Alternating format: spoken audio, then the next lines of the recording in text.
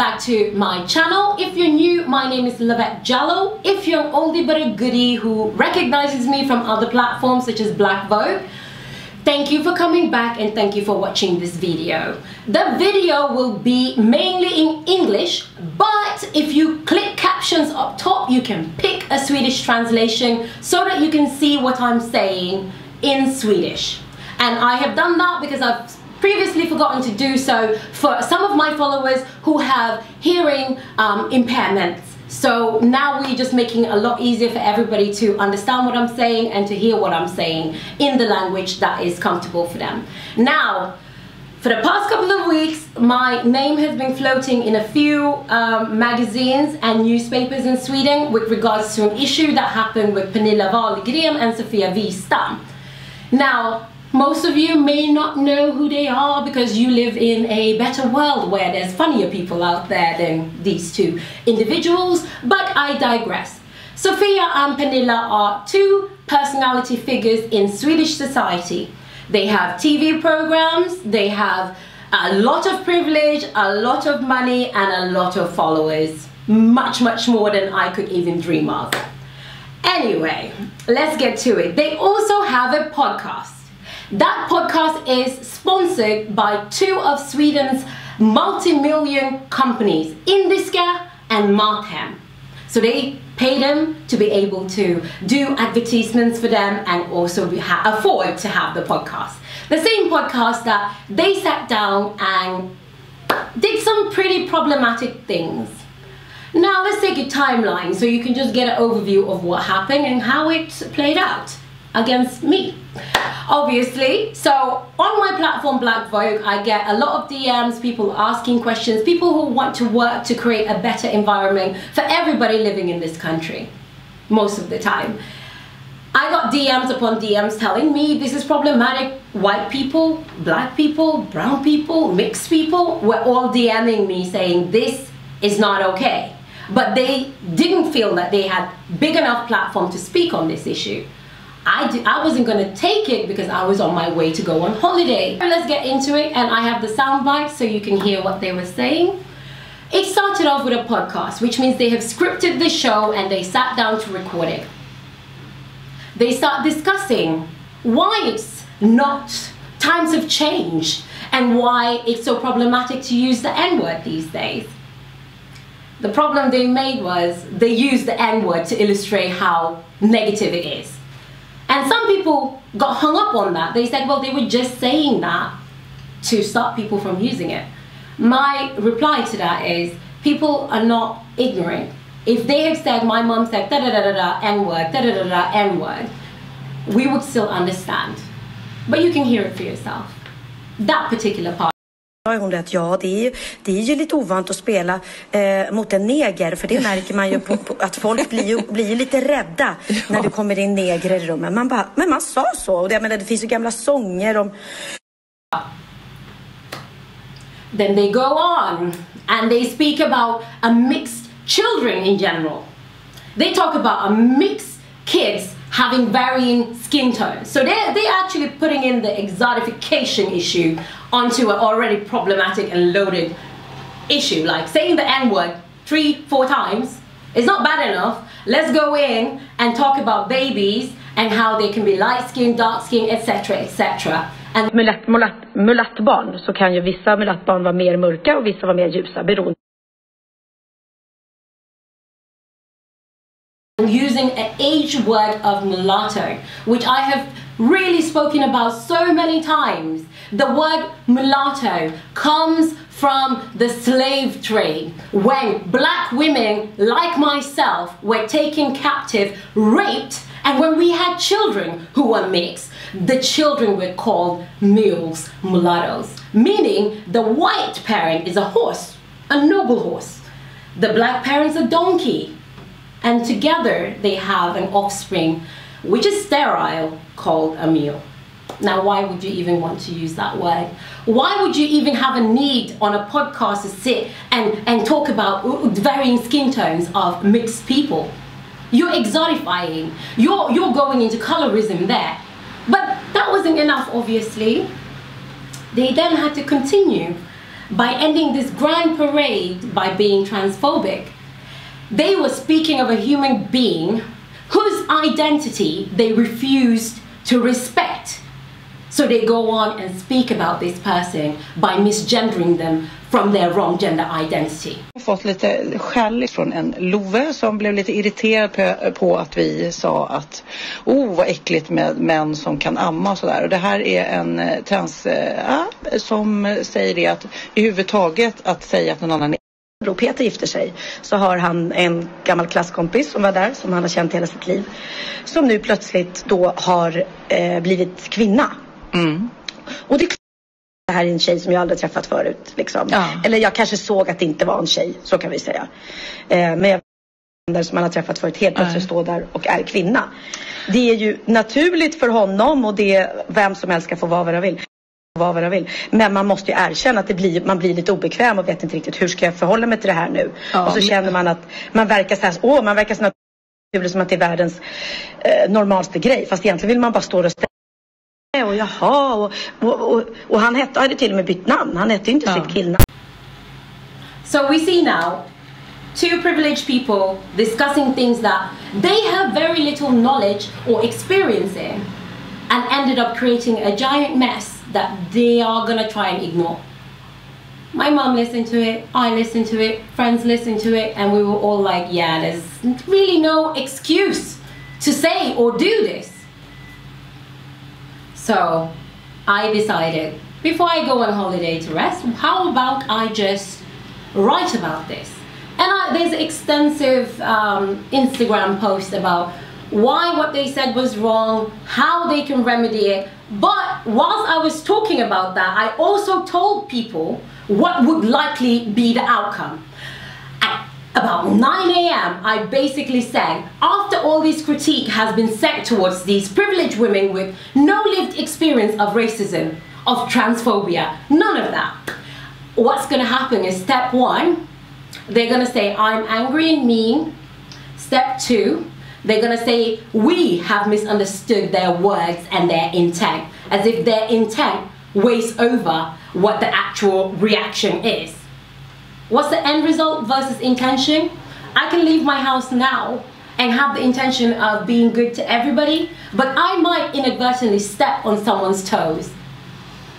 And when they tell me you've stepped on my toes, it's not my job to tell them how non-painful that is and why are they making it such a big deal. It's, however, my point to say, I'm very sorry, I won't be repeating it, and move on. That's all. You don't get to tone police people who are already marginalized. But let's go on. So bear in mind, I've already warned people that first they're gonna say, I'm an angry black woman. Then they're gonna go and say and defend themselves why they felt the need to say the N-word, the M-word, and be transphobic. Then they will probably apologize, and in that apology, they will demonize me. They did that. And after demonizing me, most likely they will try and pass everything off as a joke and me being overly sensitive. Okay, all of that happened in a span of 2 days. 2 days it happened. So, Pernilla read everything. People started commenting to enlighten her about, give her information, the emails, and I've kept every single DM my followers have sent to Pernilla because I knew she was going to say people are threatening her. So I wanted to be prepared. So I have them all and I'll put them up on my Instagram again so you can read and you can understand how people formulated themselves very nicely. Very, very nicely. Anyway, so Pernilla read through everything and I guess spoke to her daughter, who's an influencer like myself as well, but on a higher, much follower basis. Her name's Bianca. So instead of Pernilla talking to me, trying to understand my point of view, she sent her daughter. I can give people benefit of the doubt of making mistakes, of apologizing, but the truth only comes out if you're never again problematic in the future, right? So I was ready to back off. I was peeved that they didn't really address the transphobia as well as the using the M word. But I was like, you know what? If they never repeat it ever again, I'm okay with that. And I relaxed. I went to pack my bag to go on holiday. Ring from my friends, from my acquaintances, people online. Have you read Aftonbladet? You know, this one. So Aftonbladet is one of Sweden's largest newspapers. They decided to interview Pernilla and Sofia, where they can say, oh, we were attacked, we were attacked, we were attacked. Somebody's inciting attack on us. Me with my 60,000 odd people is inciting attacks on somebody with millions of people backing them, including media. So the media writes out, oh, Pernilla and Sofia are being attacked. They spoke to Pernilla. They gave her a platform to speak about the issue. Nobody contacted me. So all the work I did by writing out exactly what the problem is and why it was so wrong for them to behave like this, they ignored it. They picked the point, which would paint me out to be the most angry person. Even doesn't matter if I've said 1,200 words before that. They picked the part where I said, two women with no lived experience of oppression should not sit and speak without allowing another voice from another perspective on that table. So I said, are they talking for the sake of talking? Because every time they open their mouth, shit comes out. They picked that part out of 30 slides of me educating. They picked the one part that paints me out to be angry, and they post that in the newspaper, which means future clients, people who Google my name, will only see me in a certain light that is being controlled by media. And we've seen this happen. Every time a black person is killed or being marginalized in society, media holds the power to turn and dehumanize them so you do not feel empathy for us. Because if they had called me with the same decency they had to call Pernilla and Sofia and say, hi Lovette, we've seen what's transpired, can we have your quote on this matter? I would have written something up that gives perspective. They didn't do that. Okay. I was peeved when it came out, but I was also prepared for it. Swedish media is white. You think the Oscars is white? Swedish media houses, their board of directors, their employees is all white. So whose perspective are they gonna really take? The person that looks like them? Or the person that needs the truth to be said the most? You guessed right, the person that looks like them. I was gonna let that one slide because I said I believe in a higher power and the truth will always come out. And I do have platforms to speak on. And I would have left it at that if, whilst I was on holiday, I didn't get tagged in newspaper that is distributed all over Sweden doing the same thing again, owned by the same corporation. So Aftonbladet click, Aftonbladet, same family, same problematic behavior. But this time I said, let me call my lawyer because they are breaking certain rules. Number one, they had no right to use my image that they use in that magazine. Now let's talk about one thing. They could have picked, I think I have 15,000 images online. They went into my Instagram, they picked an image of me writing about what the issue was with Pernilla without really putting my text underneath it so people will just see attack, attack, attack, when in fact I was talking about how people paint me out to be. They have the power to do that. Under that, the amazing images of me in turbans, which I'm well known for, straight hair, smiling. Instead they went and took an image they had no right to take, where I'm wearing my afro, the sunshine was in my face, so I'm like closing my eyes and I look pretty angry. Now, when white media paints out black women in natural hair, they have a statement to make. They want you to think that I am a militant black power, kill all white people kind of person. That's not true. That was a bad image taken in a bad timing, and the photographer himself understood that and took it off. But they still managed to find just that image. Even though that image has many brothers and sisters that are on fleek. The way I'm smiling, where I look regal, they chose that one to print and send out for sale. I went into and spoke about what media does to black women. It's not just me. When I started being an activist in Sweden, we were many black activists. I could name drop so many black activists that were speaking up about unjust treatment, behavior, politics, everything. They're all silent now except a handful of us. All because media takes the side of the oppressor and makes us out to be unreasonable. That is the tactic men have used against women. You know, when women talk about feminism and sexism and all that, men go, "Are you on your period? Are you hysterical?" They demean you so no one will listen to your voice. They demonize you so nobody listens to you, even when you speak about your pain. Funny how that works, right?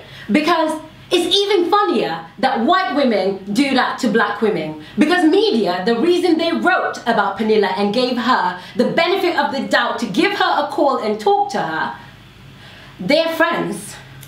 She's Miss Good, Miss Blonde, Blue-Eyed, White Skin Good. And me, Miss Afro, Black Skin, Black Power, whatever, here. She's stopping you from listening to my words, my experience, and giving it legitimate attention. Well, okay, but the saga continues. Now they have drawn in their PR agency. Their PR agency advises them and writes up an apology, which is really a non-apology, we all know that. They apologize to those they have offended or who took offense. They didn't apologize really from a genuine point of view as to why they went wrong, what they learned. It's their responsibility to tell their 200,000 plus followers why what they did was wrong, instead of going, "We were attacked by a bunch of people and now we have to apologize." I was even ready to accept that apology until the shoe dropped. They had limited people commenting and giving their point of view unless they were following them. So nobody could comment except their closest friends and family, 3 or 4 people. Their PR agency also told them to do something very smart, which is use a non-white artist's picture. That way you can say, "I know black people, I know brown people, I'm not a racist." But nobody called you a racist, so calm down. They did all of that. And then once I said again, you've limited who can comment. People have to actively follow you to be able to comment. They kind of opened it up, so if you follow them, you can comment, which is fine. I'm not going to follow because it's just not worth my time. But then people started commenting. Only white people and maybe 2 black people or adopted people commented. I had to look that up. They were ranting, "We can't believe you have to apologize. You're the least racist person we know. You are amazing. We love you." And then, okay, if that apology was genuine, why would she then go in and give them hearts and be like, "Yeah, we had to apologize for everybody that was offended by what we said," because it's far from everybody who was offended. For me, that's not an apology. Apology, I say it with humility. I apologize and I step away and hope I am forgiven. I don't have to go in and like comments by people who tell me I shouldn't have apologized to begin with, because then it's not an apology. But I thought, you know what, sod this. I can't be bothered right now. Then a comment goes in again saying, "Yeah, people are instigating attacks on us who are very young, and they are not giving people the full extent of what we have said, what we have done, etc., etc." So again, they have a hand in demonizing me and a few other people that criticize them. Now, Sweden is loaded with people who do this all the time. But mainly, it's from white women who proclaim themselves to be feminists. Whenever they do a mistake and people react and criticize and say, oh, ouch, we don't want that, don't say that about us, then you're instigating hate storms against them. The word has lost all meaning because it's only used against marginalized groups when we try to educate you. And I don't like this because I have seen it silence so many of my black counter activists in Sweden. Whenever they talk, people are like, we would listen better if you were not so angry. Look, marginalized people that have to survive in this world that's constantly trying to take a pick at us. We have no responsibility to be nice when we speak to you. Because usually when we speak, it's because you've done something that is really utterly messed up. So you screw us over, on top of society screwing us over, but you have the audacity to ask me to be nice.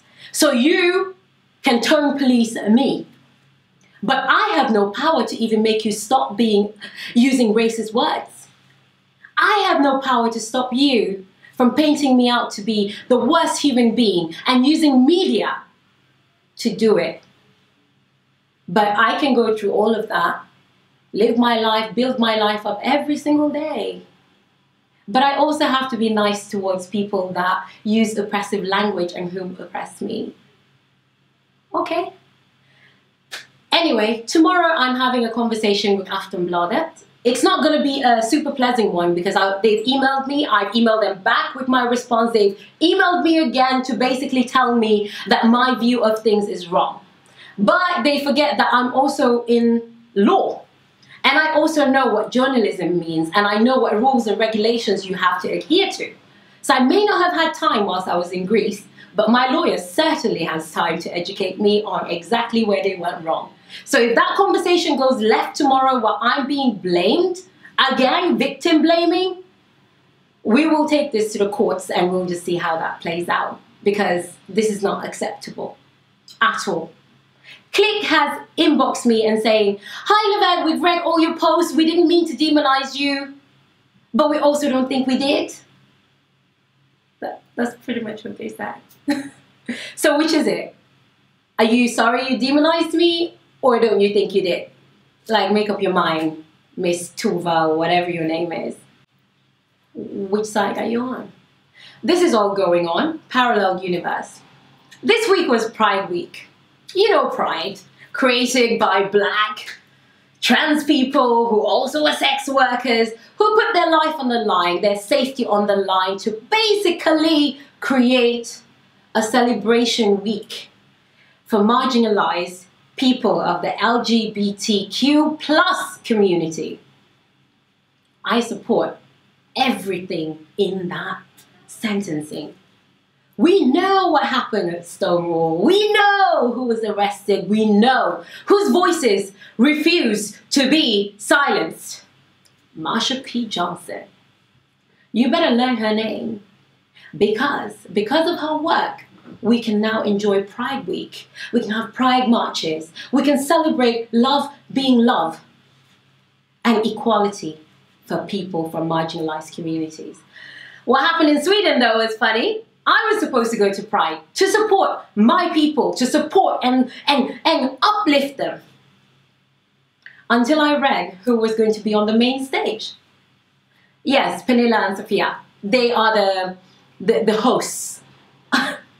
The hosts of a celebration that was birthed between the legs and off the sweat of black trans sex workers that are marginalized. So I was like, I'm not gonna go because they're being paid hundreds of thousands of crowns to stand on that stage and speak for people that are marginalized. So I thought if I have to be in that crowd to look up and watch these women being uplifted, being given a platform, being given a mic, whilst I'm on the ground with the people that are marginalized, I won't step foot on Pride because Pride is not for me. So you see how repercussions don't really apply to people with white privilege. You can be transphobic, you can say racist things, you can say stuff that is part of exotification and colorism.